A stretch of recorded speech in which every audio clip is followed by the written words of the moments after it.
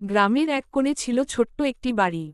সেই বাড়িতে থাকতেন নানি, মিষ্টি, সবার প্রিয় এক বৃদ্ধা। প্রতিদিন ভোরে উঠে তিনি ফুল তুলতেন, ভাত রান্না করতেন আর পুকুর পাড়ে বসে গল্প বলতেন নাতনিদের। একদিন গভীর রাতে হঠাৎ করেই জঙ্গলের দিক থেকে একটা গর্জনের মতো আওয়াজ এল। গ্রামের মানুষ ঘুম থেকে জেগে উঠে জানালার বাইরে তাকালো, এক বিশাল হাতি। চোখ লাল, পাগল হয়ে দৌড়াচ্ছে। হাতিটি সরাসরি নানির বাড়ির দিকে এগিয়ে এল। সবাই চিৎকার করে বলল, নানি, বাইরে আসো, হাতি আসছে। কিন্তু নানি তখন ঘুমিয়েছিলেন। দরজা খুলে বাইরে আসার আগেই হাতি তার সুর দিয়ে চালার একপাশ ভেঙে দিল। খড়ের ছাউনি উড়ে গেল, মাটির দেয়ালে ফাটল ধরল। গ্রামের লোকজন ঢিল ছুড়ল, ঢোল বাজাল, আর চেঁচিয়ে হাতিকে তাড়ানোর চেষ্টা করল।